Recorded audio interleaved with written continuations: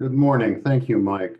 And thank you all. I'm really glad for the kind of turnout that even the screen in front of me shows we've had, and for the suggestion that this may be a beneficial time for all of us here. I'm also very grateful for the folks who are going to be bringing the presentations today, starting with Emily Chudy from the Board of Pensions. As soon as I get done speaking, it'll be her turn. They have been doing a bunch of stuff, especially people either with Board of Pensions getting ready for conferences, rolling out the new medical plan, or with the Office of the General Assembly conferences getting ready for the General Assembly this coming summer. So it is remarkable that we were able to get them all in the same even Zoom room at the same time for a week in order to have this happen. I'm glad that they made that space within their schedules. By way of devotions this morning, I want to reflect a little bit on some of the issues that we are going to be looking at by way of the presentations from these people. Their talks should end up being broader than the hot button issues that are associated with their organizations. But there certainly are some hot button issues right now that are associated with their organizations that are going to affect your service as members of COM or CPM or both. I expect that you probably know about that already. But what occurred to me was that not only have some of those issues been hot, but they have also been kind of borderline explosive. One of the groups that I follow is a Facebook group called PCUSA Leaders, and the amount of heat that has been generated by conversations having to do either with the way that the medical plan is changing, or with the way that the church leadership connection has been rolled out, or the way that we conduct ordination exams. All of those things over the last year have created a lot of fierce conversation, some of it helpful and some of it less helpful, in the public square that is the PCUSA. And so the passage that came to mind to me today comes out of the first chapter from the letter from James. And I'm thinking of this just as not so much sort of a moral instruction that this is how you all need to act, but more a what would it look like if we as a wider community throughout the region made this sort of our center point, and then sought as a result to bring that kind of spirit to bear in the moments when things start to crank up. So this is starting with verse 19, chapter 1 of James. Know this, my beloved brothers and sisters, let everyone be quick to listen, slow to speak, slow to anger, for human anger does not work the righteousness of God. Therefore, putting off all sordid greed and abundant evil by way of gentleness, take the implanted word that is able to save your souls.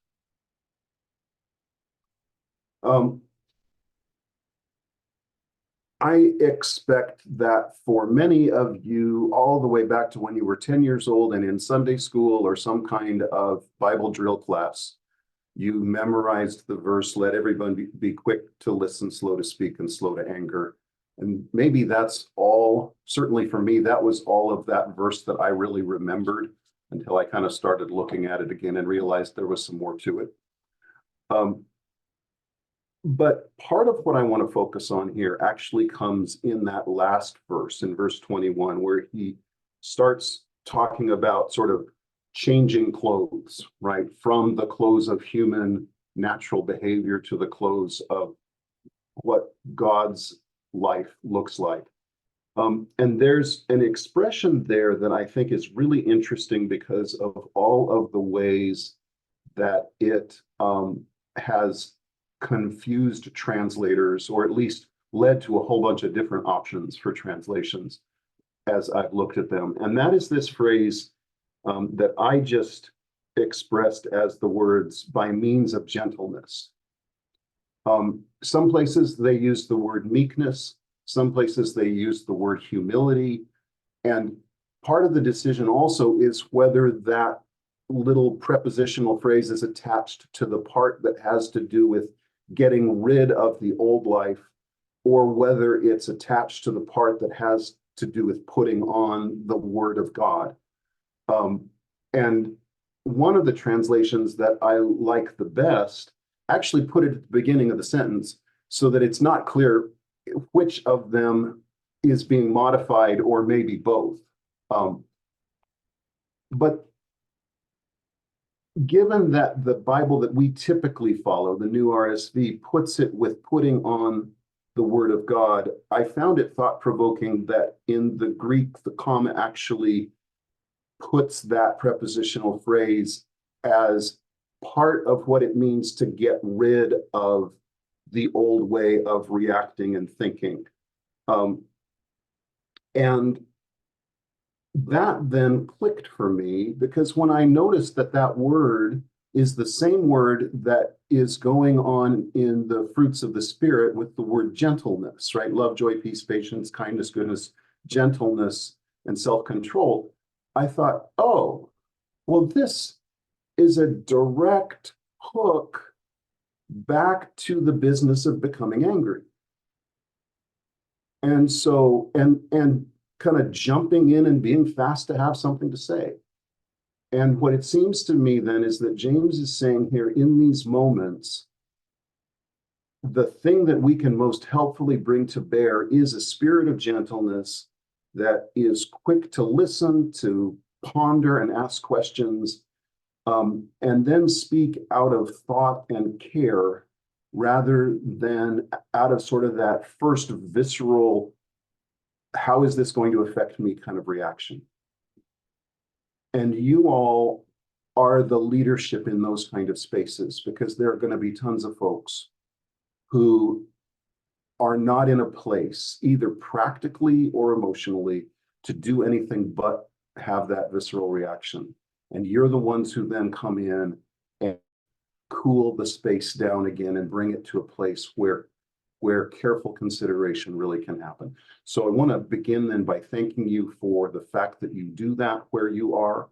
And I want to also bring this back sort of by way of, can we be more like this together, even as we take the opportunity here, if it comes up, to press hard questions upon people who really are the ones to give us good answers to those hard questions, so that we can then bring our responses back to the places where hard questions will come to us.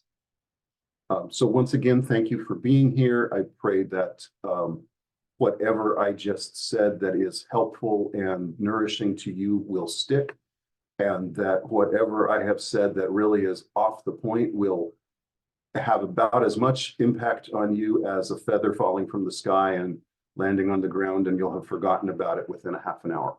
But may these people who are going to be serving us today and Thursday be a gift to the Synod and to your congregations throughout. Let's open with prayer.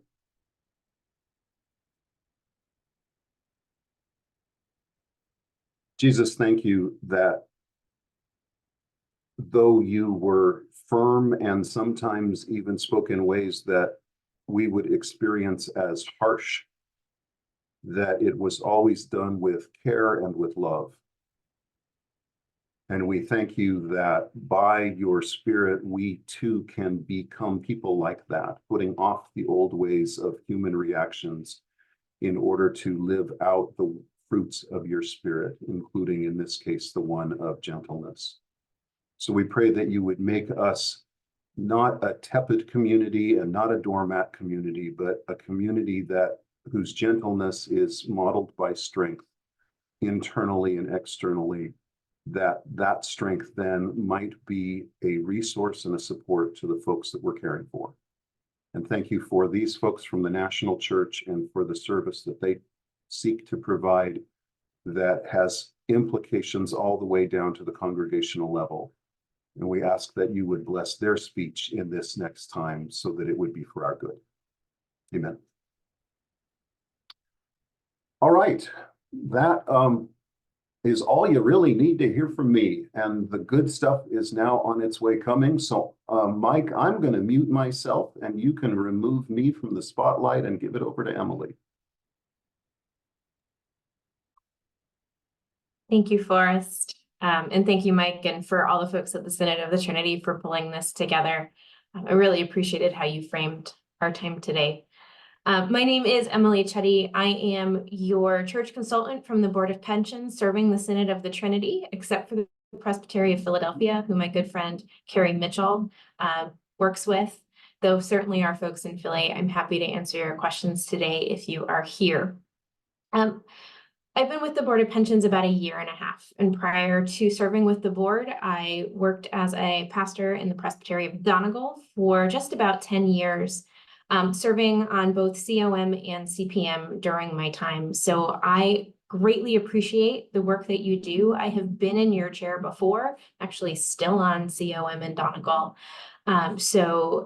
Really appreciate the time, the effort, the care, the prayer with which you do your work. As Forrest mentioned, the Board of Pensions rolled out some information on our new pricing for pastors' benefits just after Easter. This came about 1 year in the making, and it was met with extremely mixed reviews. My goal today is not to challenge those feelings. I want to offer that a lot of those feelings are valid. Everyone has a story for why they were acting the way they react, and we don't want to tell folks they're not entitled to their reactions. My goal today is to help provide clarity and information so that you all as presbyteries can care and devise your work that makes sense within your context. A lot of what you're going to hear me talk about today is how important contextual relationships are, and that what we're trying to do as the Board of Pensions is to not make one rule for everyone, because we no longer live in a world where there is a normative way of doing ministry. As I was thinking through this presentation and how we were going to share this information, I've decided to break this into 2 really concrete and different chunks. So much so that I actually have 2 different PowerPoint presentations for you today. The first is a general, very high-level overview of what we do at the Board of Pensions now, and then focused on what that means for you all as COM and CPM leaders. What are the resources and programs and things that we have at the board that can help you in your work as COM and CPM? Then I'm going to have a hard break, and I'm actually going to ask Mike to not record the second half of my presentation, because the executive team here at the board has asked that when we're talking about the season of rebuilding and new plan changes, that not be recorded, because it's very dynamic information that is still evolving, and they don't want old information floating around YouTube and the interwebs. The first half of my presentation absolutely can be posted, shared. The second half, I will provide you my PowerPoint slides in PDF format, so you have the information, but we ask that you just keep that to the folks in your COM and CPM and direct any questions directly to me rather than sharing that abroad. I will be meeting, if I have not met already, with every COM in the Synod to make sure that they fully understand what is happening and what that means for their context. So I'm not going to go into quite that level of detail today. If I haven't met with you yet, I'm coming. If I have met with you and you still have questions, hopefully today we can clarify some of those. But if not, I'm always ready to take questions and meet with folks one-on-one on phone calls and Zoom or in person when I'm in the territory. So that is my framing for our time today. I cannot see all of you because there are a wonderfully larger enough amount of you that you do not all fit on one screen for me. So I ask that if you have questions, you either direct them to Mike, who can get my attention, Or if that's not working either, unmute yourself and shout out. I don't mind being interrupted. I want to make sure you understand what we're talking about as we move forward. Yes, So with please raise your that- digital hand. Sorry, Emily. Raise your digital Sure. hand if you can, or put a question in the chat, and I'll make sure that Emily gets it. Thank you. Fantastic. Thank you. All right, so let's get started. And we've tested the PowerPoint. Technology has not been the board's best friend the last couple of months. We'll see if this continues to work for us. Give me just a second. Try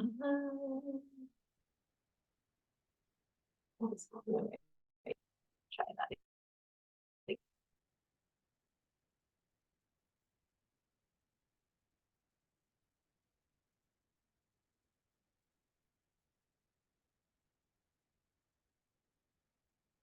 Can you all see that?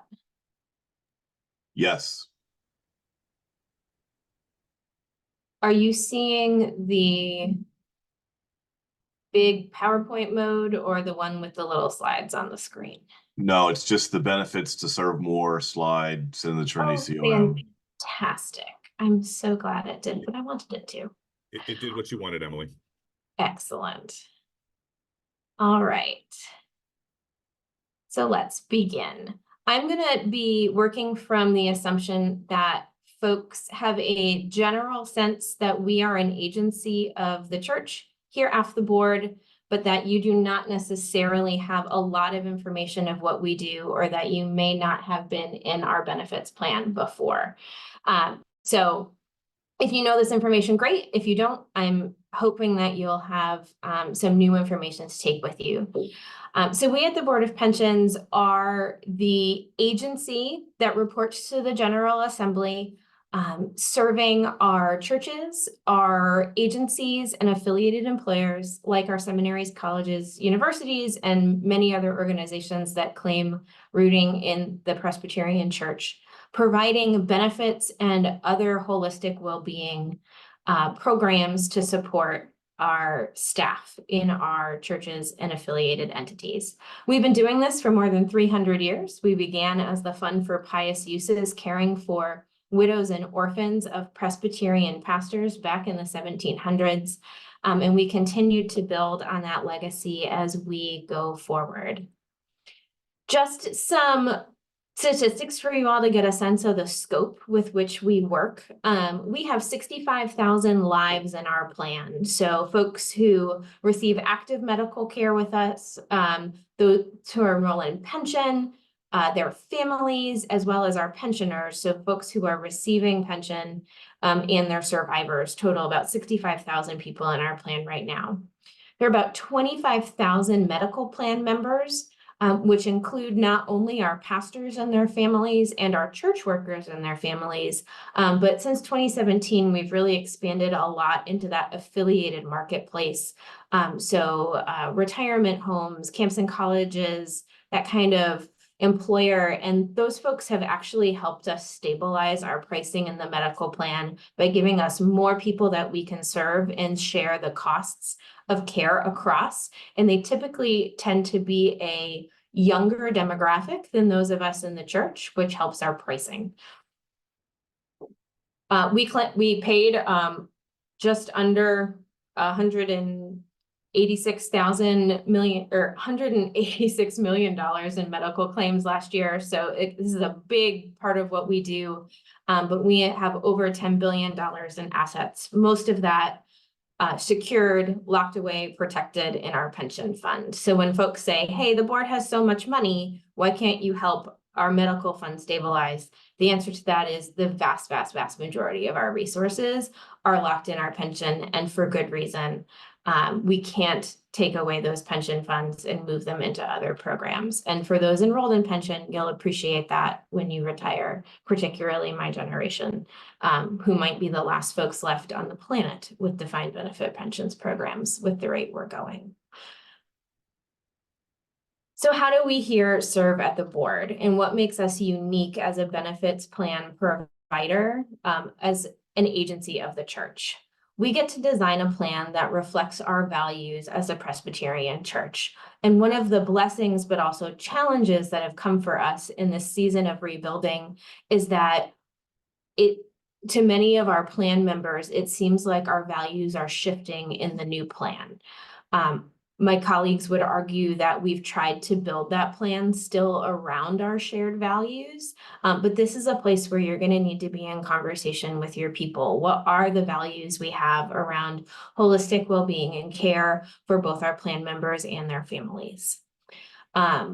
We also have a great return in value and pricing stability. Again, you might say, what pricing stability in the medical landscape? But we actually do a pretty good job for what the marketplace is. We have to operate within the reality of the world that we live in.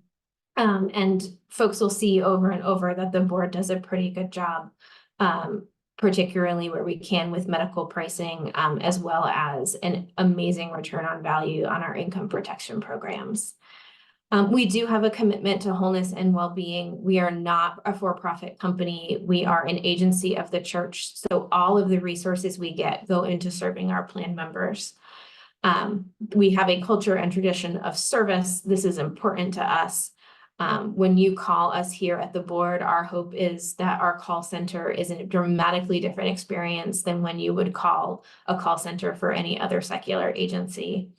And we also have the ability to help our members through the assistance program, which is a very robust, generous program for anyone who is enrolled in our benefits. One of the things that you're going to hear us talk about, particularly in the second half of the presentation, when I switch to talking about the new medical plan pricing, is that we needed to lower the bar for entry into the Board of Pensions benefits. You might say, why? And a big reason for that is because we at the board have tons of resources outside of the bucket set aside for the medical program where we can help and serve people who serve in the PCUSA. Our challenge, though, is that those resources are legally protected to only be provided to members of the plan. Things like Credo, things like our assistance grants, things like our debt assistance program and our emergency assistance stuff. We can only give that money and use that money toward people enrolled in at least some sort of benefit here at the board. So we need to make sure that we can get folks into the program, not just so they can have medical, but so they can have all of the access to what the Board of Pensions has to offer. And so that was some of the thinking as we designed this, is how do we give everyone equal access to what we offer and not just have a privileged group of people who are installed ministers of word and sacrament who get all the things while everyone else doesn't get any of it. I think I've covered this. I don't think we need to do that. So what do we offer here at the board? In terms of the benefits that an employer can provide, we provide health programs, retirement programs, financial protection, as well as tax advantage accounts. And this is a diagram that looks at those in a little more detail. So in 2024, the retirement programs that we offer are our defined benefit pension program. That's available for anyone who works 20 hours a week or more. And then our retirement savings program in partnership with Fidelity, which is actually available to anyone who receives a W-2, regardless of hours. Our health programs are our medical program, which is a program administered by Highmark, Blue Cross Blue Shield. Most of you know this program because of our PPO medical option, which is what is required for those who are installed pastors. But we also do offer EPO and high deductible health plan programs for those who are not installed and choose to purchase that separately through our benefit plan offerings, which you might have heard us refer to in the past as the menu plan. We also offer dental, vision, eyewear, and then our employee assistance program is our holistic health and mental health well-being program, and that is included automatically when you purchase medical through us. We also offer financial protection programs. Our death and disability program is unlike anything else you can find in the commercial marketplace for the price that it is. You can couple that with temporary disability, supplemental death insurance. And then if you're not in any of our ministers' packages, there are also some options for our employers to purchase term life and long-term disability separately, but y'all don't really need to know that in your role as COM and CPM. And then finally, we offer some tax-advantaged accounts. So these are programs that allow churches to set aside money for their staff that is not taxed to spend on healthcare and dependent care. We're going to be continuing to watch these evolve as we move into our new healthcare landscape. But a lot of folks don't know that our tax advantage accounts exist, and they can help shelter money from effective salary. So a church isn't paying dues on that money necessarily, but the pastor is getting that for as part of their compensation and resourcing. You all don't need to know the details of all of these programs, but I wanted you to see that there is a lot more to what we offer at the board than just the packages that are required for our installed ministers of word and sacrament and any requirements that you all may have for minimum terms of call within your presbytery. There are a lot of options for choice if you're not installed.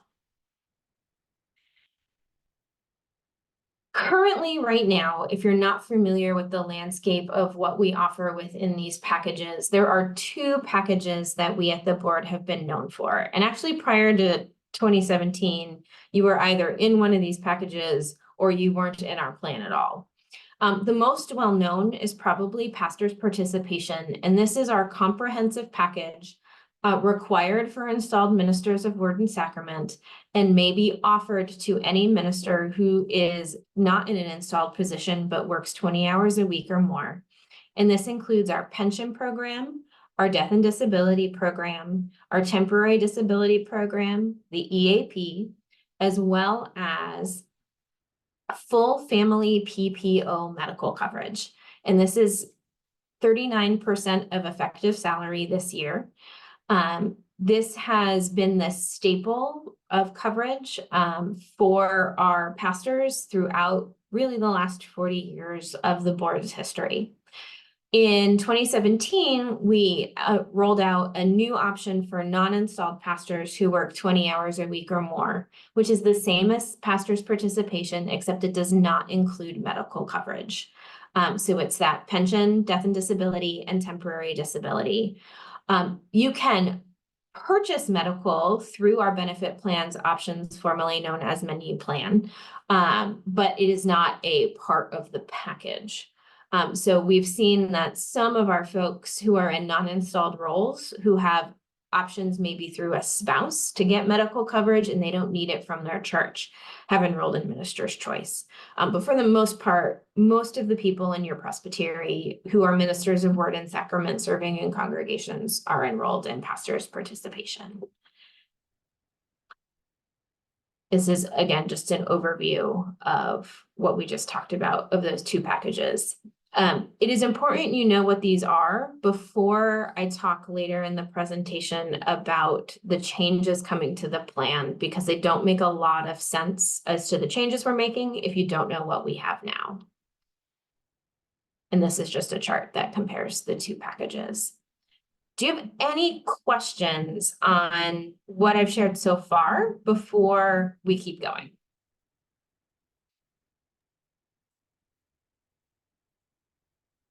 I'm not seeing any, Emily. All right, let's keep going then. So what are our resources for COM and CPM? I do see a hand up. I'm sorry, Emily. Oh, sure. David Paul. Yeah. David Paul, Beaver Butler Presbytery. The tax advantage accounts, are those only for ordained pastors, or are full-time staff that are part of the Board of Pensions able to tap into those also? That's a great question. If you are enrolled in medical with us, regardless of whether or not you are a minister, you have access to the tax advantaged accounts for medical programs.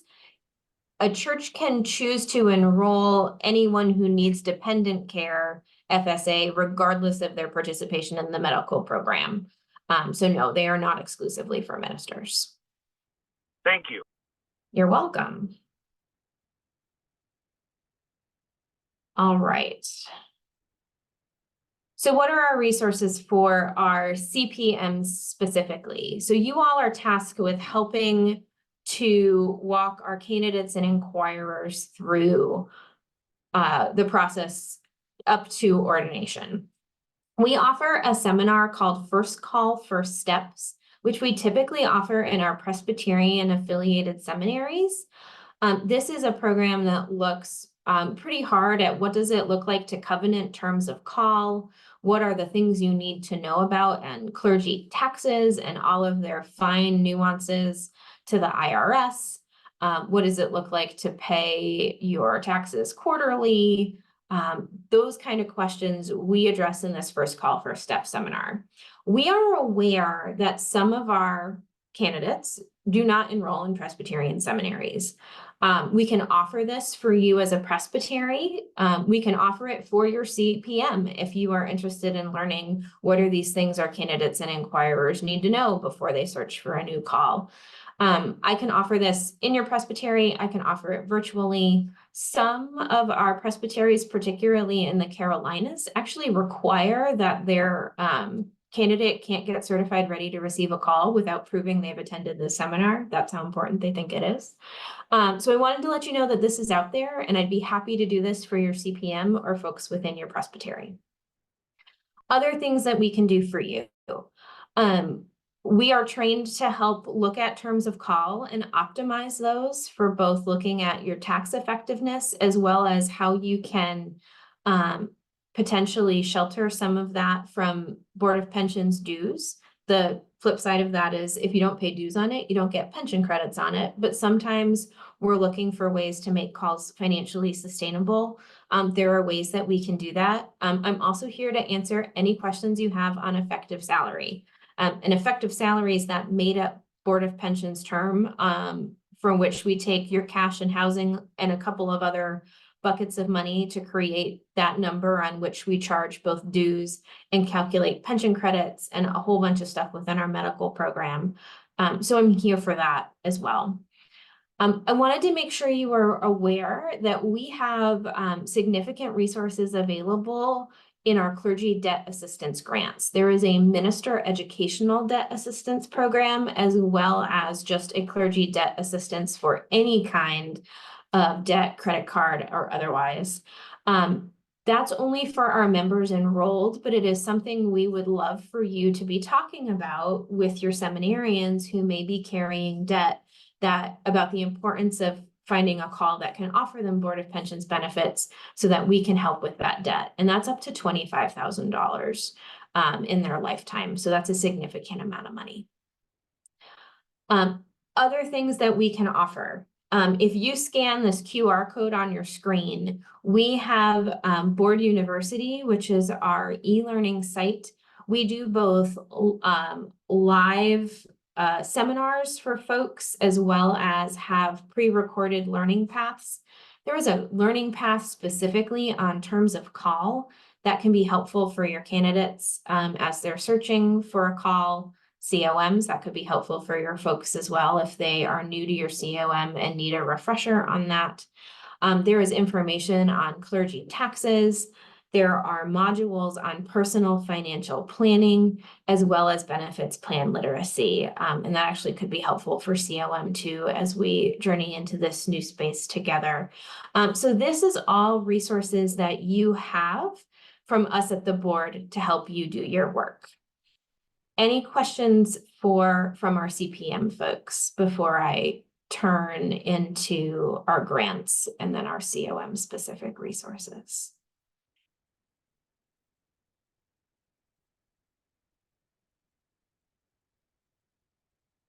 Yeah, I'm not seeing any at this point. All right, let's keep going. So what is this Board of Pensions Assistance Program? All of our members who are enrolled have access to our emergency assistance grant, and that's up to $5,000 per incident, up to $15,000 a year for one-time true emergency expenses. So when I was serving a church, my house flooded in Hurricane Ida. The emergency assistance program was able to provide me resources to help waterproof my basement. Hugely helpful in that moment. It was an emergency I had not planned for. Was very, very grateful to the board for that. If you are enrolled in medical or pension, you also have the option of applying for our adoption assistance program, which is up to $6,500 to adopt a child, and our transition to college assistance, which is for any dependent of a plan member enrolled in pension or medical heading to post-high school education for the first time. And we give up to $2,000 per dependent. If you are a minister in active service, we also have grants specifically for our ministers. That includes our brand new Clergy Wellness Support Grant. This came out of COVID and the high levels of burnout we were seeing among our clergy. And this is a grant that pays up to $5,000 to send them to a pre-approved program like Davidson. I think that's the most familiar one in our region. And there are others that we can work with to get your pastors to programs that will look at their physical, mental, vocational, and fiscal well-being. Think of it as like a crisis credo. We also offer, again, our minister debt programs. So minister debt relief up to $10,000 and minister educational debt assistance up to $25,000 for those who are actively enrolled in our pastors' plans at the board. And we also offer a Sabbath support grant for up to $5,000 every 6 years. You can apply for that with the board if you are in active service. I will say for these grants, there is a salary cap, which is generally about $80,000. If you make more than $80,000, you would need to give us a pretty good reason why you think you qualify beyond that assistance cap. Emily, there's a question in the chat. Is there a list Yes. anywhere of what counts as a PCUSA college for the transition to college grant? It can be any college or university as long as you as the member are serving in the PCUSA. So it does not have to go specifically to PCUSA schools. It's a great question. Thank you for asking it.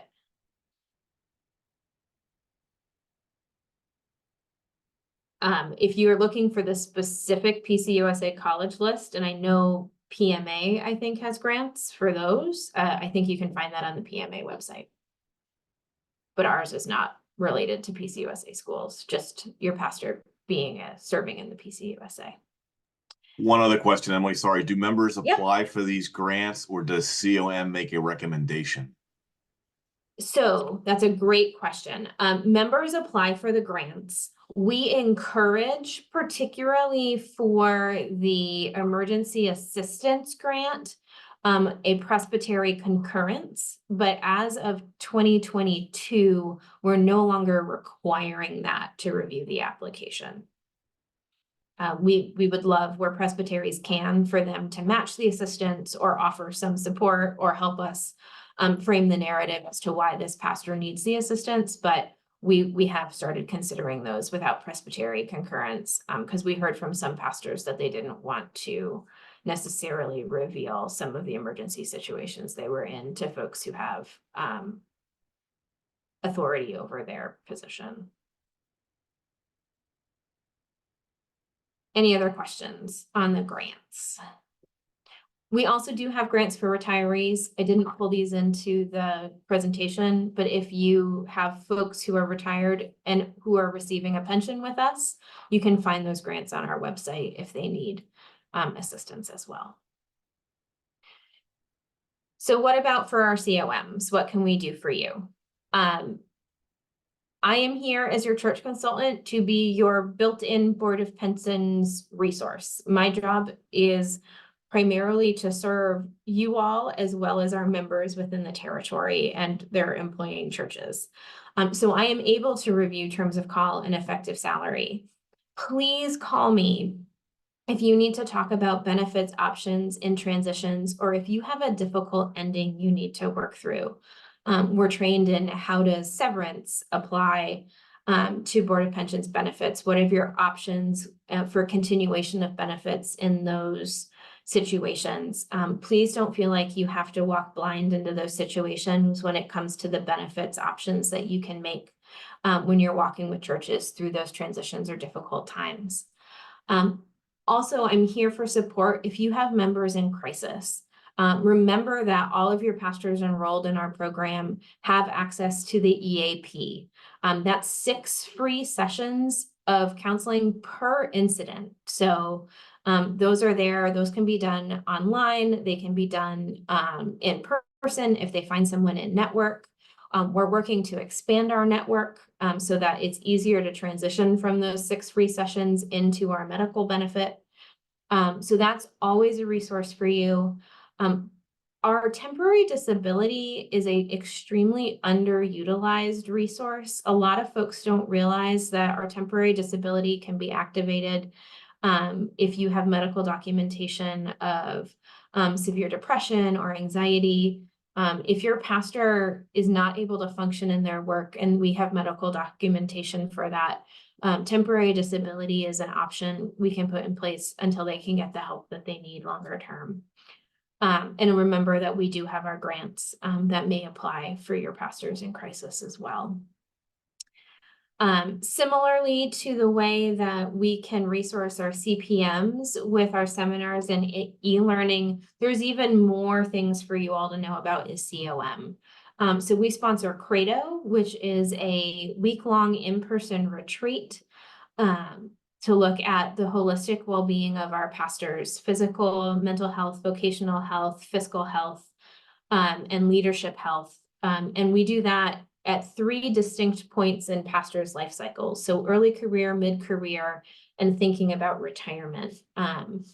We can't take recommendations for folks who need to go to Credo. That's on a lottery basis, but a lot of our pastors have really valued the Credo experience. We also offer a well-being retreat, and that is not specifically for pastors. You as a COM person, if you are enrolled in our benefits, could attend the well-being retreat if you're a ruling elder serving a church, as long as you're enrolled in some benefit with us. We have a seminar for pre-retirement called Thrive. So if you have pastors who are 8 to 10 years away from retirement, 5 years is sort of the perfect time period as they're starting to think, what does it look like to start to transition out of active ministry and into this new season where I'm collecting my pension? Thrive is a great place to send them. We offer that in person, but we also have a hybrid option, which has an online track where you do some work on your own and then some work in groups in our online space. So if you don't want to travel, that's a great option as well. We also offer benefits plan literacy through our e-learning site. And again, this is going to be important as we transition to talking about the new medical plan. In the past, we've said to our pastors, the only option you have for coverage is with the Board of Pensions, and we're going to cover your family whether or not you need it. We've really found that that has disempowered our members from being good advocates for themselves in the medical space and to understand what medical care looks like in this country. Typically at that point, you only need to learn it if you need to use it in ways that are beyond your physical and your well-being check benefits. We want to make sure that as we transition into the new plan, folks understand what we're asking of them and folks understand the language around the different parts of our plan if they have to compare our plan to a spouse's plan or something like that. So there's tons of information on our site on benefits plan literacy. Emily, a question in the chat. Does the transition Yes. to college grant fall under the $80,000 salary cap? It does.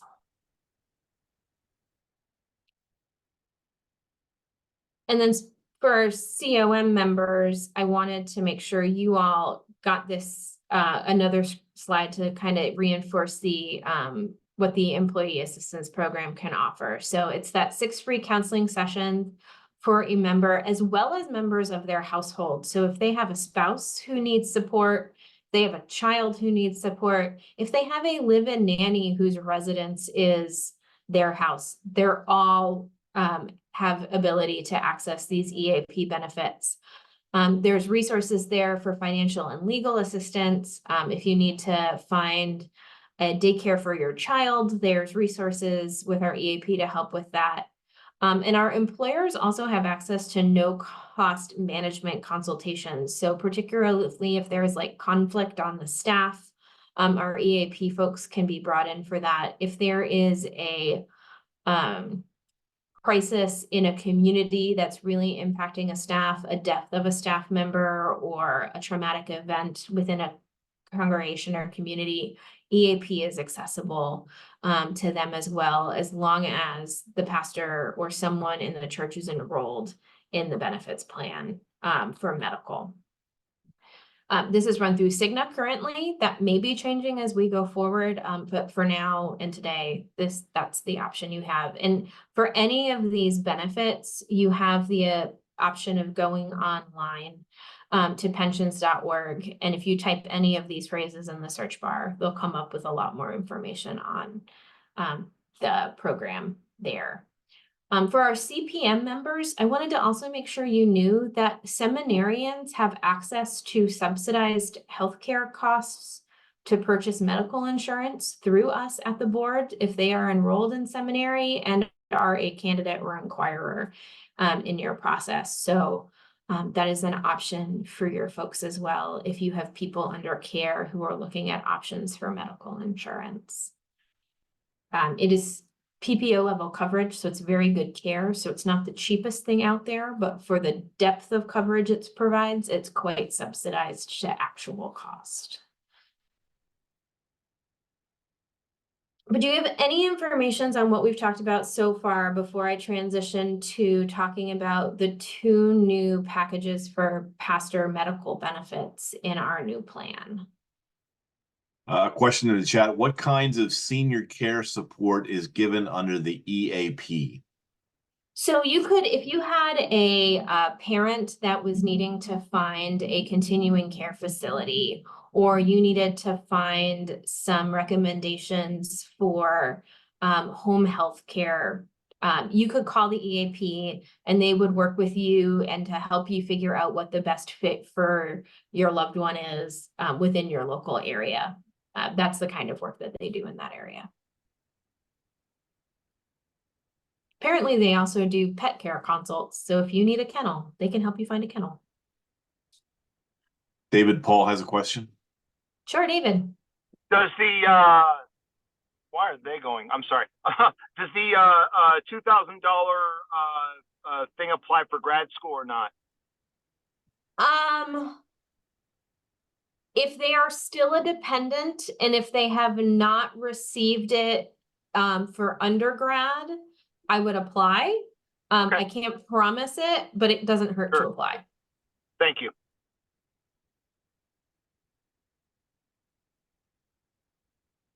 All right, and then that's my contact information here. Please, please, please don't hesitate to get in touch with me as you have more questions as I can support your churches and your COM and CPM. So I'm now going to transition to talking about the new plan. Calvin, did you have a question as well? Or That's David Paul. I think he's still. oh, same church. Okay. I don't have to see that. All right. Would you like me to stop recording now, Emily, or? Sorry. That would be great. Michael, I was busy getting Manuel connected in, and so didn't listen to anything that you just said. I'm sure it was brilliant as usual, but more to the point, if it warrants a response, please, whoever you are who thinks it warrants a response, please make a mental note of that And we can circle back and pick that up in sort of a catch-all for the day at the very end of the time. But at the moment, I'd like to go ahead and say hello to Manuel. Thank you for your rapid turnaround once I emailed off to you and we realized that time zones make things confusing sometimes. I spent many hours or many years in Pacific time, and so I know kind of what you're dealing with right now in terms of coming to terms with all those Easterners, and actually spent 10 years in Alaska. And of course, the most entertaining moment there is when you get a call from Louisville at 5 a.m. because they think that you're in Arkansas, not Alaska. So yeah, time zones, I'm looking forward to the day that we don't have time zones anymore. But in the meantime, I am very grateful that you got up before breakfast in order to join us this morning. Group Manuel Silva-Esterrich. Esterrich. Yeah. Esterrich. Manuel Silva-Esterrich is the manager for call process support, which is fancy words for he does the people who get connected with other people for ministry purposes in the Presbyterian Church. And he is the guru of the Church Leadership Connection. And we'll be speaking about that as well as whatever else seems well. So this is part 2 of our 4-part COM-CPM training for the day. And Manuel, thank you for being with us. The floor is yours. Thank you for having me. And Pacific time, really, every day I've woken up at 3. It's awful with no alarms. Yeah. So thank you for having me. And yes, CLC is a system that connects nationwide call seekers that can be ministers of the Word and Sacrament, or could be other church workers that are not ordained as ministers, and the congregations or the organizations that have a relationship with the Presbyterian Church. So that is basically what we do. And the CLC system is, of course, a PCUSA tool. And it's a calling tool. It's not the calling tool because it's one of many. It has its strengths and it has its weaknesses, and we can talk about that a little bit later. But I want to start. Let me share my screen here. Start a little bit after. We're gonna be a year. It's gonna be a year in June 5th since we launched the system. So some of you already know about the system a lot, and some don't. So we want to highlight some things that we've seen trending during these past months more than others. So for you that haven't played with the system yet and haven't navigated, the calling organizations have a ministry discernment profile that was the former MIF. And it contains the information regarding the call opportunity to be posted and matched with potential candidates. And the call seekers will create a personal discernment profile or PDP on the website containing their work history and experiences in the church. And these forms, this form is sent to be matched with potential congregations. The different matching criterias are based on these 4 or 5. Sometimes it's the position type. What position is the church looking for, and what position did the call seeker selected that they're looking for in their next in their next job? The employment status, if it's full-time or part-time.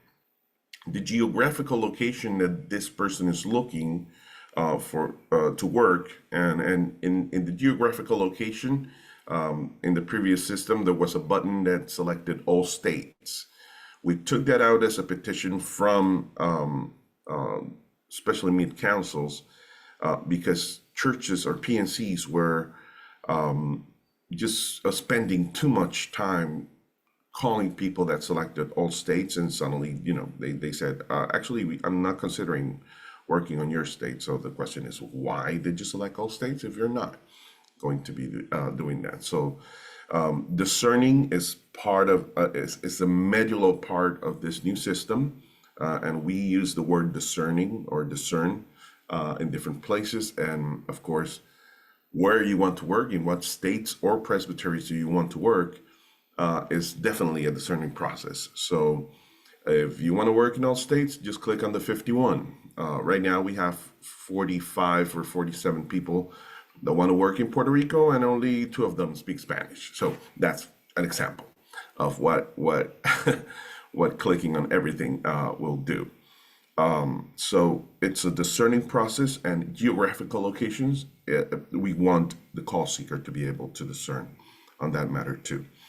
And that has given us a good feedback, especially from call seekers, that the calls are being done faster. That's great. And the maximum effective salary from the congregation will select the minimum that will be posted in the MDP, but the maximum, it won't be posted. The call seekers won't see the maximum, and the maximum effective salary will give the churches the range of matches that they will receive, from 0, of course. People select, actually 5,000 is the minimum in the new system for a person to select a call seeker, until the maximum effective salary, and you can select the higher maximum effective salary in the system without touching the number in the MDP, because that changing the number in the MDP will create a re-trigger to approval. But changing it in the page that we have designed and the matching criteria will just give the PNC more matches that will be in that range, so they can see if there's someone outside of your state, in somewhere that has a cost of living higher, that they put an effective salary that they'd be willing to do in that state, but they would actually be okay with moving to your state, that their cost of living may be lower. So that's why we have that little bar that I will show you a little bit further. Clergy couples, if you accept clergy couples, then you will get people that have clergy couple forms. And a statement of faith, if you required ordained positions to have a statement of faith, you will get matches that do have statement of faith. And the call seeker, if they are applying, if they go to the opportunity search and try to apply to a church that requires statement of faith and they haven't written it yet, they will get a notification that it says this church requires a statement of faith. Please go back and create one. So that's the matching criteria is basically that give us the possibility to match a call seeker with a congregation. So now the system matches are created by the system or generated by the system. In the previous CLC, our CLC consultants had to sit down and look at every possible match and send that to the PNC. We don't do that now. And that's something actually that the EPs or the COM could do if that's a task that the presbytery wants to give them. They can go in, look at some matches, and send those matches to the PNC. But if the PNC has all the abilities to do the matchings, then when they are finished, they can get to up to 25 matches, and they have to take that number down for them to take more. So if they take that number down to 15, they will get 10 more. And when they invite people to apply, now you invite them to apply electronically, it will give them, it will send the call seeker an email letting them know that they're being invited. They can consider the church, look at the MDP, and if they want to be considered, then accept the invitation. And then that will put them in the next section where the church has 10 spots there. So they can start the interview process, because before that, those 10 spots are filled. We want the PNC to be able to get the gears going and not wait until they get 10 or 15 people interested, so they can continue doing what they need to do.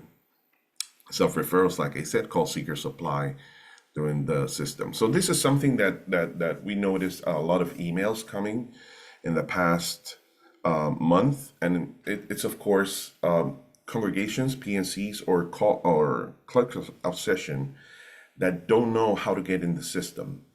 It's important that we know that the clerks of session come in by two ways.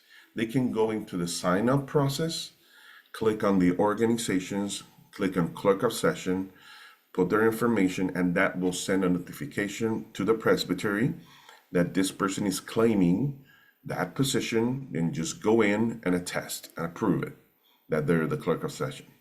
The other way to do it is for the COM or the EP or whoever has that task in the role to go in, click invite, and invite that clerk of session into the system. This is an example of the invite button. You will send, that will send the clerks of session an email. They will confirm that they're the clerk of session, and then they can access the system by selecting a password and a username. So it needs to be shared always when you get a new PNC, or I'm sorry, not a PNC. When the COMs are in conversations with the session specifically, that they want to start the process, that the clerk of session will be invited either by the COM, or that they can go in and sign up through the system, and the COM or the EP will receive that notification. Because the PNCs, the presbytery cannot create a PNC without a clerk of session system. Right now, all the churches are dormant in the system until you get a clerk of session in there. Because that means that this church is in the process. So when you invite a clerk of session, then the church becomes active in the system, and you will be able to create a search committee, invite the PNC chairs and other things. And that is something that by default is the clerk of session who does it. Create the PNC, invite the chair and the members, but it's also something that a presbytery can do if they need to. So creating the clerk of session in the system will activate the church into the system. So EPs, if you're a new EP and you're not in the system, the stated clerk has the authority or the possibility to create or invite you to be an EP, because the stated clerks do not need to sign up. They go through the stated clerk portal to access the CLC system. So if you change stated clerks, then they will have to create an account or change the account in the stated clerk portal, change that information, and then when they go to CLC, they will just change all the information from the previous clerk to the new clerk.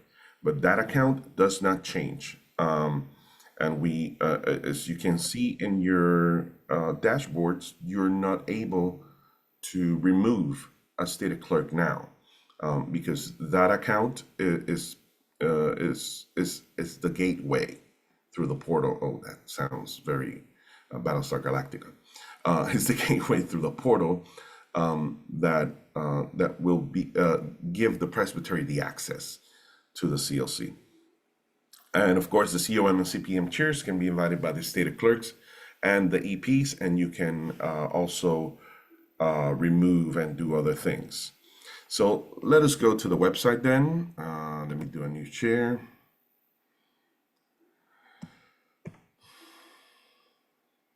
All right.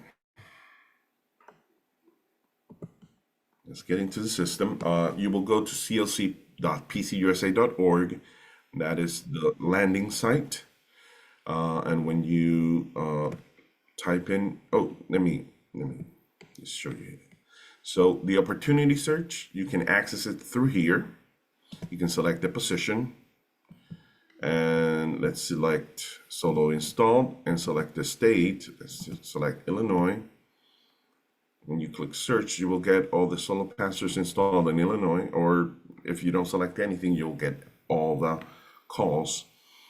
And in the opportunity search, you're able to see all the opportunities in fives. So every page has 5 posts from the from the congregation. You will be able to see a snapshot of the calling, and you click here to see the whole MDP. If you want to print, you can go in here, and as you can see, it's not a PDF. We're still waiting on the developers to do what they need to do with the PDFs. And what I do is I scale it. So it's because if it's 100, it'll be like 7 pages. It's crazy. So I scaled mine at 75, so I only get 3 or 4 pages from the MDP, like we had in the MIFs. If I want to apply, I would click on here, and right now I'm not signed up or logged in, so it asks me to go in and sign up. If I log in, I won't see that landing page again until I log out. So this is my dashboard, and you can collapse these different categories. I'm going to collapse them so you can see as a call seeker what they have. The profile information, the ecclesiastical information, my discernment profile, my saved opportunities, my opportunity referrals, the personal discernment profiles, and the resources.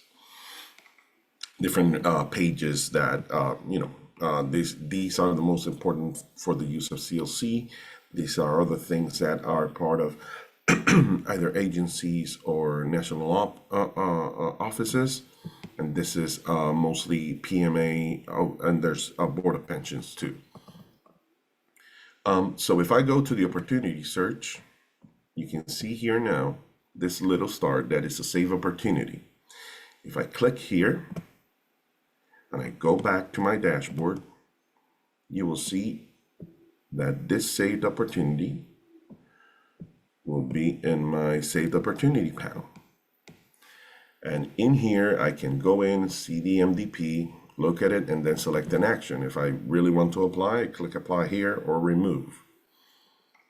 Let me go back. If I do want to apply from the same opportunity search, I click apply. The deadline of this position has passed. So I won't be able to do that. So select this one. And in here, you can, as a call seeker, you can have more than one MDP, so or PDP. So you can select what PDP do you need here. All right. Another new thing in the old system, you had to share your credentials. If you were an EP, you had to share your credentials with others so they can go in and do what you need to do if you were in vacation or whatever. Not in the new system, you can have different roles under your account. So if I'm a comedian in ministry, I can I will see my notifications, my profile information, and other things. Let me go to the other.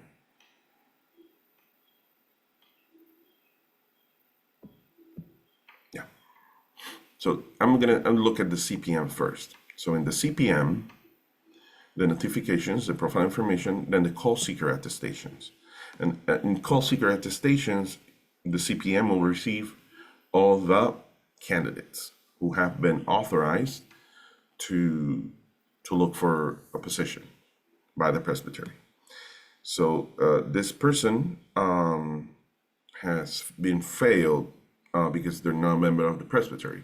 But if they became a member of the presbytery and they wanted to ask again to be tested, you could go in, click on the edit button, select yes, and click on save, and that will change their status.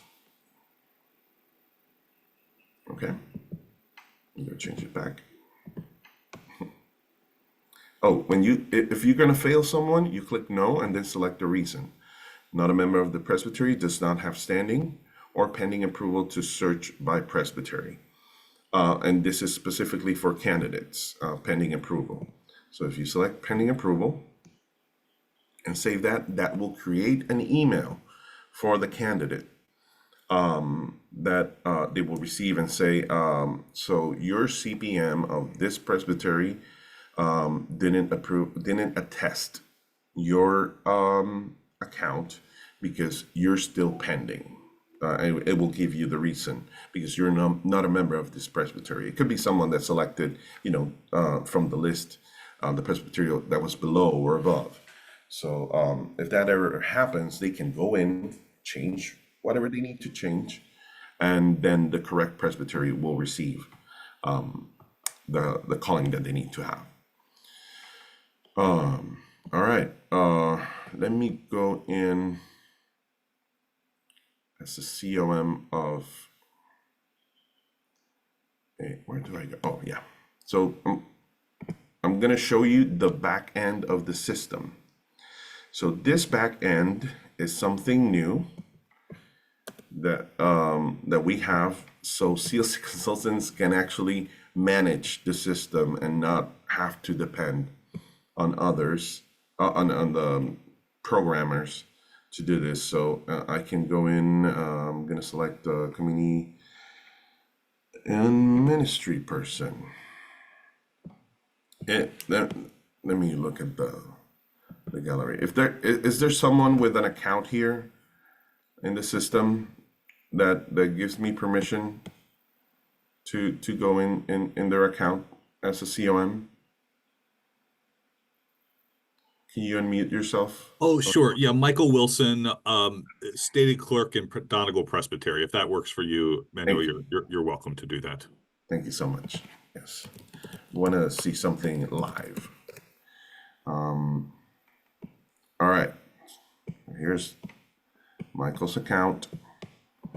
As you can see, he has 4 roles: comedian ministry, stated clerk, CPM, and executive, and that's great because that way, if someone cannot go into the system in that moment, then Michael can do what they need to do as needed. All right, so I'm going to go in as a comedian ministry, and the profile information will be your information, and it's important that you have it there because that's the information. If you're the COM chair and you're the primary, that's the information that will be in the MDP, okay, from the presbytery. So you will see the clerks of session. That's the first panel that you will have as a comedian ministry, and this is where you invite the clerk of sessions. You will have all your congregations here. Every congregation will be listed here. If it happened that one congregation was not in the presbytery list, and we had to call the developers because there was a glitch in the system that it sent, even though it said that the presbytery was sent somewhere else. If you don't see the congregation there, please let us know and we will fix that. You put in the first name, last name, and email, and that will send an invitation to this person, and they will click on confirm, set up their username and password, and then that will send another confirmation email to them or something like that, so they can do that. Be aware if your clerk of sessions or PNCs have an issue with the confirmation emails, it could be that it's been sent to spam or junk. So they can go in the search bar up in Gmail or whatever and select CLC support at pcusa.org, and it's supposed to give you all the emails. So after the clerk of sessions, sorry, you will have all the search committees right here. In this presbytery in Donegal, you have 1, 2, 3, 4, 5. 5 search committees active right now. All of them, yes, all of them from churches. If you have a presbytery, and you should have then 5, oh, you have more than 5, but you should have at least 5 clerk of sessions if you have 5 search committees. If you have 4 clerks of session and 5 search committees, it's probable that you have a presbytery search committee. And presbytery search committees do not need approval from COMs in the system. It could be that your presbytery requires that. And if they do require that, please add a COM person as a member of that PNC so they can look at that MDP before it's submitted. Because when it's submitted, it's active. It will be active in the system. Let me see here. Okay, so in your committees, if you want to form a committee, you will see that you will only be able to form a committee in the congregations that have an active clerk of session or your presbytery. And then the committee name, you can select whatever name you need. The rename committee is just to do that. Rename this name right here. To dissolve the committee, that will dissolve, not delete. And we did this because it could be that after someone could dissolve prematurely, and then something could happen that they need the committee to be active again, so we can activate it again. If you need to invite a person, a PNC member or PNC chair, you do it by the invitation button. If someone ended their process or quit from the committee, you can remove them here and add them quickly too. If they already have an account, if you invite them, it will be active immediately. If they don't have an account, it will say invited, and the person needs to go to their email and accept the invitation and do all those things. You will be able to see also the MDP of that search committee here. In this case, that this call has been completed, so it's not a good example right now. And if the call is completed, you can, if that everything's done, you can go ahead and dissolve the committee. So you don't have it in your dashboard. Keeping the, that's a question that I got the other day. Keeping the clerks of session is an option. If you want to keep them in the system, that's okay. If you want to remove them after the call process is done, so you have a cleaner, thing, then that's okay too. Let's see another committee. Okay, so in this one, only the chairs have been invited.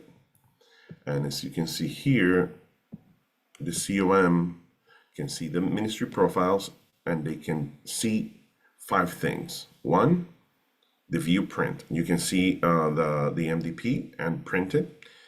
In this case, you can edit. So that means that the COM in Donegal has the task to also edit if needed. Delete it, manage the matching criteria, and view matching PDP results. When managed matching criteria, this is something that you won't see as a PNC, and it's all the positions to match. They will only have the position that they selected. In this case, it will be transitional. Yeah, transitional position.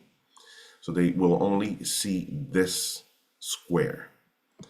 But as a COM and an EP, if they're looking for a transitional, And they got all the possible matches of transitional ministries looking at in Donegal or in the state, with between 0 and 50 maximum effective salary. If they don't get any more matches, and you think maybe where's the bridge pastor? Maybe someone who's looking for a bridge gap acting pastor position could also help as a transitional. They probably don't need a certificate or something or training in that way. Then you can go in, click here, and click on save. And then the church can request a match, or the PNC can request them a rematch, and they will get not only the transitional positions, but also the bridge positions. And the MDP competency match criteria. So we named it competency match criteria. It's not really measuring competency, because it's the presbytery who measures competency in our system. But we had to name that because that's the name that it had before. So we wanted to have a good transition. But this name is going to change, because it's not really measuring competency. It's measuring the expectations of the gifts of the position, and what this position requires. So these we have 14 traits that are defined here. They're not titled, because we want PNCs to look at the definitions more than the titles. Like this one expresses concentration in a conversation by being attentive. This is good listener. That's the trait, good listener. But you can go in to oga.pcusa.org. I'm sorry, not slash that out. We have a better one. pcusa.org/CLC. And it will take you to this one. pcusa.org/CLC will have all the resources for mid-councils, churches, and call seekers. So you can see you will have the webinars. You will have, that's a plug for the Along the Road podcast that talks about callings. And here you have 3 sections: mid-council leaders, calling organization churches, or call seekers. And when you go here, you will have all the possible resources, or the present resources that we have for, in this case, mid-council leaders and others. So in here, you will see all the resources that are there. Let me, it's probably too small for you guys. There we go. So you can see all the different things that are here. Yes, we have translated the most needed to Korean, so they're available in Korean, and we're going to have this page in Korean and Spanish with everything translated. That's a plan that, of course, the virtual GA has postponed for us. And if you go here, you see the guide to the competency match and match criteria, and you will see that we have shared what does it do, and we have the 14 traits here. So if you want to give this to PNCs as a tool for them to sit down, talk about the position. I remember we did as a PNC a retreat once, and we talked about what was needed, and we did something like that. The boxes thing that we had before, we did something like that, and we talked about what was most needed in the congregation. So that's something that it can be done, and it can be done as you see best for that congregation, that PNC, or the presbytery too, of course. So you can see here the COM and CPM user guides, the executive user guide, and the state clerk user guide. We are updating those almost every month, just to keep everybody with the new things that are coming or came or were just done, and just adding some things that actually come from you guys, telling us, hey, Manuel, actually I need these things that you don't have there, and we add them, and just let you know through email that we have done those things. All right, so that's the matching criteria. If you edit something in the managed matching criteria, then in the PDP results, you'll be able to request a rematch, and that will give the PNC new matches. Right now in this congregation, there are no matches requiring action or in discernment, but they did have a process, as you can see here. When you have a no longer considered status of a self-referred, it means that the church looked at the self-referral and they decided not to continue the process with this person. If you have a declined or withdrawn, that means that the candidate had an action and they declined the invitation from the church, or they withdraw their name from the process after discernment, after applying. The not considered self-referred is someone that actually self-referred and applied in the opportunity search, and the church saw it at first, but they did not consider them. And the not considered is someone that was matched, and the church looked at it and they said they don't have the requirements that we have, that we need, so we're not going to consider them. And on this case, this is the only case of the 4 that the person is not contacted. They don't know they were matched. The church received the match, they looked at it, and they not considered them.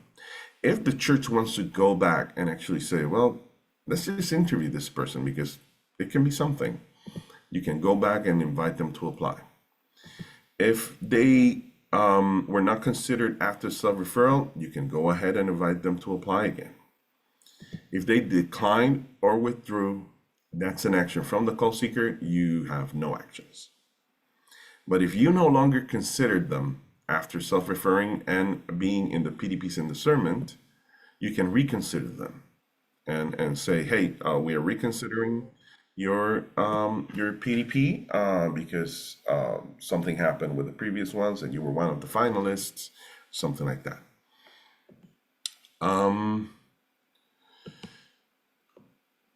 Let me see if I can go back and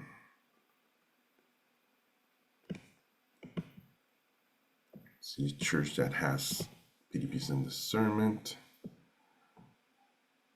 Oh, this is the same one, sorry.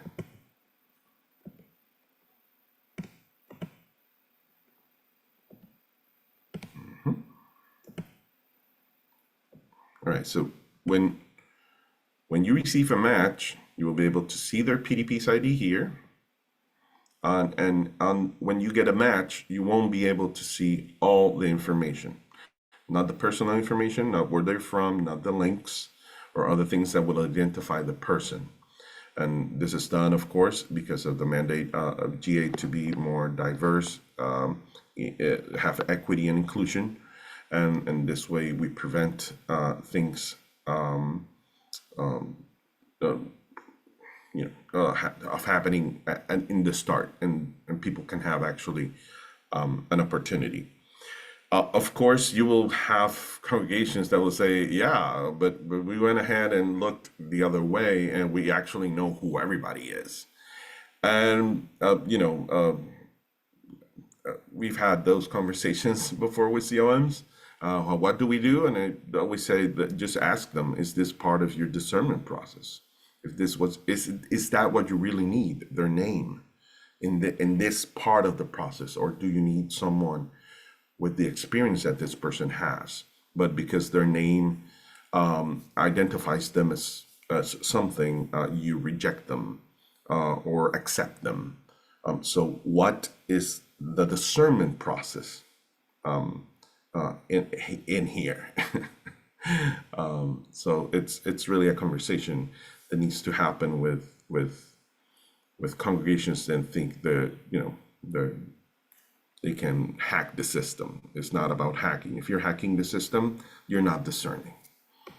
And here you will not consider them or accept the referral. Oh, this person's self-referred. Okay, so either you will not consider or accept the referral. If they were a match, it will say will not consider or invite to apply. If they accept the invitation or if you accept the referral, they will be here in PDP Send Discernment. And in here, you will be able to see their information. I'm not going to click so you don't see who this person is. You will see all their information, all their sermons in the optional links, and all the different things that identify them. And in here, if you are really considering this person for the position, then you click on Begin Consideration and Submit, and that will send them an email saying this congregation is really considering you. Not with those words, of course, but you are part of the finalists. You are part of the group that this church wants to go and interview or do more things, and you can contact them by email and send them the things that you want to do on the next stage. If you after interviewing them, or there was something that just wasn't clicking with the PNC, they will click on, or they will select will not consider further, and that will send them to the PDP match not considered. And in here you will have them again. Okay. So that's the committee on ministry, and we are missing one part. And that is that you will have also the panel, the MDP panel, and you will have all the MDPs together. You don't need to go to each search committee. You can just go to the MDP panel, and in here you can take all the actions, and there's a new icon here.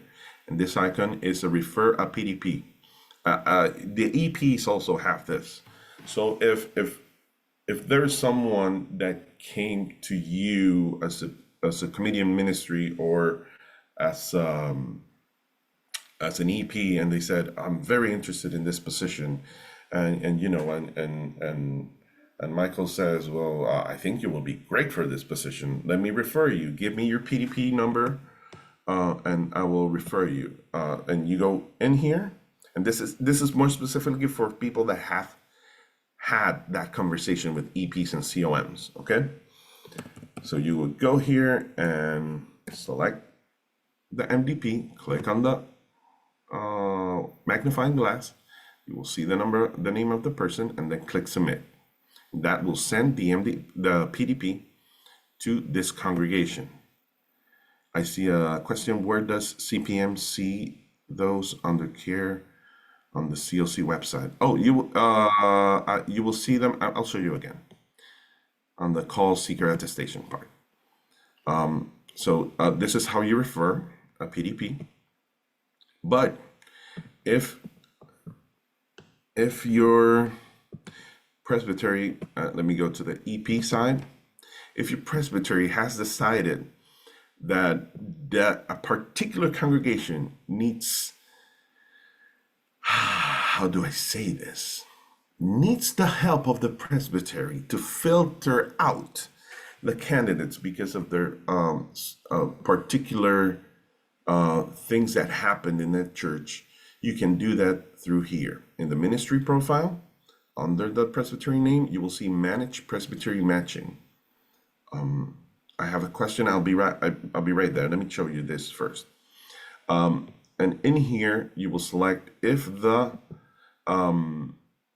you want to match all ordained positions. If there are presbyteries that have their EP or COM look at all the possible matches, and they refer to the PNC in all congregations. That's okay. That is your policy. So you're able to do that here. If you want to just search, help one search committee, you will select Match by Search Committee, select just one search committee. I'm going to show you this one in this moment. Click Save. And when you go in now on the, what was it, Bethany? Bethany, right here. When you go to the results, you will see a different thing. It's an EP. You will see this one, requires presbytery action. So as a presbytery, you can request a rematch. Let's see how many you got. Oh, you got 0 right now for this position.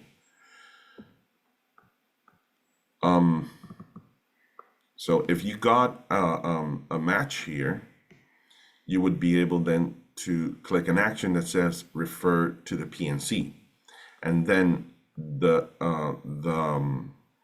that position will fall in the PDP matches require action section, not in the discernment, but in the required action. So the PNC does what they need to do and look at the PDP and decide to select to accept the referral or not. But if the presbytery sees one candidate that just does not fulfill, it's difficult for the congregation to move them from the state that they are or something like that, or whatever the reason is, you click on not considered, and it will come right here to the not considered by presbytery section. So this is just a presbytery tool. It can be given to the COM if you need to. Right now it's default for the executive presbyter, but if you need to have the COM do that, we can actually do that for them too. Okay, I had a question from Pat. Yes, and thank you. For CPM, where do we find those who are currently under care? When I log on, I have call seeker attestations, no attestations currently required.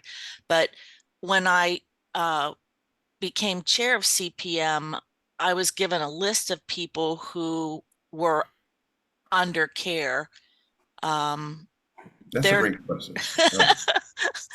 So the people under your care don't need to be on CLC until they are authorized by the presbytery to look for a position, for a job, basically. So when they are authorized by the presbytery to look at possibilities of positions, then they will have permission authorized to be on the CLC. So when they get that permission, they will go in and sign up. Let me show you how the sign up looks like. We'll go in, sign up, select call seeker, do the first name, select everything. And when they do that, they will go into their account. Let me show you. And they will have to go to the ecclesiastical information, where they have to select candidate for ministry. Okay. Yesterday I actually was with a EP that he said, well, why do I have to attest this person and not the CPM? And it's because they selected ruling elder. So it's important for them to know that candidates specifically, that they need to select candidate for ministry, even though there's ruling elders, but they need to select candidate for ministry because that is the ecclesiastical status that has been approved for them in the CLC. If they select ruling elders, they won't be able to see any ordained positions for them to apply. They will only see non-ordained, like CREs or others. So that's important for them to select the candidate for ministry in the system. Yes. So you won't see everybody, every person you're taking care of in the CLC system until they are authorized to go in there. Okay, thank you. You're welcome. So I just went through that EP section quickly. Do I have anything else in the EP section? Organization members. Oh yeah, organization members. So as an EP, you will invite whoever it is. If you have 3 people in COM doing this job, invite the 3 people and select COM here. And then if they are the primary, that means that name will be in the MDPs as the COM contact. So select primary and click submit. If you already have someone, let's see here. Oh, so I have myself here, and I think I have all the, yes, I have all but the COM ministry. If you want to give that person another role, you can go in there and click submit, and it'll automatically give you the access to that account. EPs. Yeah, that's it for EPs. You will be able to see the search committees, form committees, the solve committees, and the ministry discernment profiles. In this case, EPs don't see all the MDPs unless they have that task. So that's another thing. Stated clerks. Let's see quickly what you will see as a, let me select this one. So a stated clerk. As a default, you will have all the same things at first. Then organization members, you can invite anyone or update or remove. And if you want to remove, you just unclick. That's it.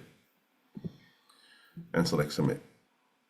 You will have the call seeker attestations, people who members of the presbytery that will ask you, and if you will be able to see their PDPs in here. You don't need to approve PDPs, but you can see them, and give some notes to the person if needed. If someone was failed because they're not a member of the presbytery, because they're in transition or whatever, then that will let them know. That it will let them know that they were failed and the reason. And if it was an error or whatever, you can go in, click yes, and save, and that will pass them. I think I'm ready for questions, if there are some. Let me stop sharing quickly. Yes. Go ahead, Forrest. Yeah. Manuel, I'll jump in. So a number of the search committees that I have resourced have gotten puzzled when they get to the competency section, and particularly the percentages. Yeah. I'm wondering if you have any thoughts about how to use. Well, let me actually talk about the puzzlement a little bit. Sure. People seem to be very comfortable if it was just sort of on a scale of 1 to 5, tell me how important this one is to you, right? But when it becomes a scale of 0 to 100, that gets intimidating. And am I right that it's not all to add up to 100? You could, in theory, put 100 for every single one of them. You could. Right? Okay, so the question I have for you is, do you have any thoughts about how to use that portion of the MDP most effectively? Yeah. So let's, I see this statistically from 0 to 1, the correlation, and that's what the system is doing. It's correlating the results from the call seeker to the results of what the selection of the congregation. So it's a 0 to 1.0, so 0 to 100. So you can select 0 to 100 in every one of the categories. You don't need to sum up everything to 100, because that's it's like the percentage of how much of this trait this person will it's expected from this person to work on a day-to-day basis. But actually, the best ideas have come from presbyteries who figured out how best to work this. So I had a presbytery write to us that what they did is that they divided 0 to 100 to 1 through 5. That exactly. And they selected, so we're not going to select between 0 to 100. We're going to select either 20, 40, 60, 80, or 100, or I think they took it down to 90. So they did that, and that's okay. That's a good thing to do. Another presbytery said that they were going to divide it in top priorities, medium priorities, and low priorities. And the tops will be 80, the mediums will be 50 and the low will be 30. It's actually something that the presbytery or the PNCs can come up on how to do it. But for me, the most important thing is that they need to read those definitions and to understand those definitions in their own terms. That's why the guide for the competency matching is important. But when it comes to the numbers, they can be as creative as they need. Because as we've seen in the call completed, we have 65 calls completed right now in the system, and they are as far from 100 as you can think. So there have been people that were called that were 60, 70.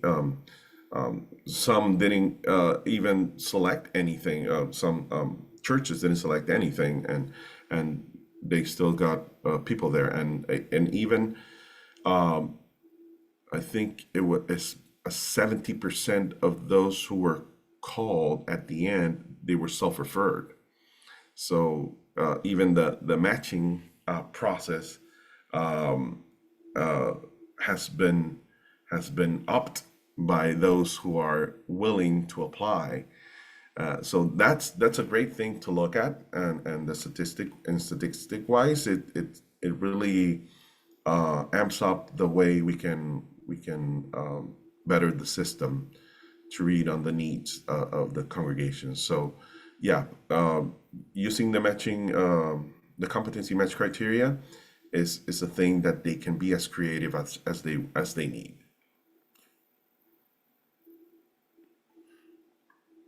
Yes. Michael Wilson has a question. Yes, go ahead. Manuel, Michael Wilson. First, thank you. This is always helpful to see this again. My question is actually similar to what Brian Wallace put in the chat. We just met with Emily Chudy from the Board of Pensions, who reviewed with us the coming changes. And one of the things I'm wondering, and I think Brian and probably some others are wondering too, is, right now we can put in effective salary, right? Minimum and maximum effective salary. Are there plans for us to be able to indicate, or for a congregation in particular, be able to indicate what kind of benefits are going to be offering, whether it'll be for the pastor only, for the pastor plus spouse, pastor plus dependent, pastor plus family, or other benefits too? That could be a conversation. It has to be a conversation with BOP, because to add that kind of information in a job post, let's say, could benefit or could be contrary. Could benefit the negotiation or not, when a person or the interest. And honestly, I would have to talk to Board of Pensions if they let us put that in. I don't know if you know that they're very jealous a little bit with what they have. So it could be something that can be added. I know that it can be added. I don't know if it should be. Yeah. So what I hear from you is it's technically possible. Like that is a technical possibility. And yes. So if I were, say, interested in that happening, what would I do? I will have to get back to you. Yeah, no, I'm not. I don't mean that in a sideways way. Like, I mean, is emailing you, is emailing Trisha Deckers Koenig? Oh, you mean to put it in the system? Yeah, no. Like, yeah. How Okay. do I advance this as it getting taken seriously? So I can tell you from my colleagues, yeah, there is, I think, from us, significant anxiety that we'll see people get to the end of this, and then, while of course they've seen a minimum salary at the end and they think, okay, that's going to be fine, then they find out, well, actually it only includes benefits for me. It doesn't include benefits for me and my spouse or me and my family. And then it's good. And then one of our anxieties is, of course, at the end we get a collision because people are all excited, and then when the numbers don't work, it comes back on us, right? Why did this, how could we get to this place and now it doesn't work? Now that you are making me think about that, I think the quickest thing that I do not need the developers, and they're working on the PCUSA.org site, they're working on the PCBiz and the GA. So if I would want to add that, I could add it to the narrative questions. That would be the quickest way to do it. And in the narrative questions, just add a question about what kind of benefits or things like that are we offering. So that is something that I can easily do, but that needs conversation, definitely. So yeah, just you can write us, or I think Tricia would be a great forum. Super, Manuel. Thank you. Thanks for helping me think through that. And Brian, I saw Brian pop a hand up, so he might have. Yes. I just would say he might have something similar or something to add to that too. Thank No, you. Michael, you covered my follow-up. So I did have another question in the chat, but if we don't have time for that, I can follow up with that later. Oh, go ahead. What was the question? One of the questions that I've gotten, and I think I know the answer to, but I want to make sure. When committees select years experience for a given position type, so head of staff, and they say 2 to 5 years, that is specific to that position type in the matching algorithm. So they would not match to somebody who had no experience as a head of staff. Am I correct in my understanding of that? Yes. So in the previous system, the system would be so strict that it will only match to those that apply to that experience. But the feedback that we had is that, they would get 5 matches and then they would have to wait until the CLC consultants do that. So what we did is, yes, they can post what they're looking for in an experience, but they will get matched with people with different experiences, and they can decide who they want to apply, or who to not invite to apply, because it could be a lost opportunity to have someone, the ideal person, and as you probably know, PNC sometimes want the incarnation of Jesus Christ coming to be a pastor with 50 years of experience, and so it's better to have an opportunity to look at all the candidates that are available, and they can decide who to invite to apply. Thank you. That's very helpful, and it's good to know that that's a soft match, not a hard match. I think that was a much needed change. Thank you. Oh, I like that term, soft match. Yes. Yeah. Thank you.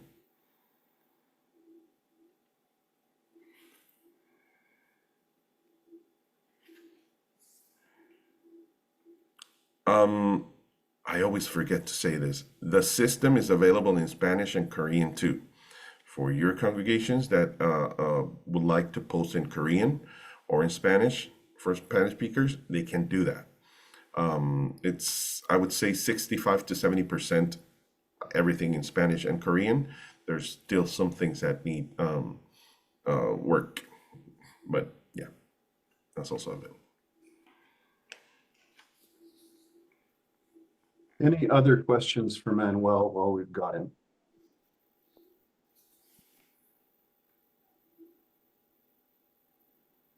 Okay. I see faces that register either satisfaction or exhaustion. I'm not sure which, but I'm sure that either way, it's time for lunch. Folks, first of all, Manuel, thank you for your quick turnaround when we figured out what was going on with the clock. I just want to highlight one more thing. Oh, sure. So we are still working on the system. There's 2 things that developers couldn't deliver before being 100% NGA, and that is the permission page. And that permission page will give the ability for the presbytery to assign tasks to the different roles. Instead of calling me and letting me know, hey, can you give me that task? You're going to be able to do that by yourself. The second one is the filters from the opportunity search. That filter will have more options for the call seekers to be able to look at specific positions. So that's the most quick update, and there's a long list that we have for the developers when they're finally available. Thanks. Great. Yeah, and thank you for your continued work then on being responsive as people keep on trying this out and figuring out what does and doesn't work for them. Yeah, Manuel, thank you for your time. Thank you for your ability to kind of jump in at a moment's notice like we asked you to, and for the expertise that you bring on this system already that allows you to talk off the cuff so quickly in these kind of circumstances. Thank you so much for having me. Also know that specifically for presbytery leaders that are in the system, if you do need to know who is this person with this MPDP, or if you need to know a name before it's revealed to the PNC, I can give that to you. So you have that information beforehand. So just know that contact me directly through email or by my phone number, and we'll be able to do that. I'm going to write the phone number here in the chat, and so you can have that directly. And while you're doing that, would you include your email in the chat as well? Yes. That would be great. Yeah.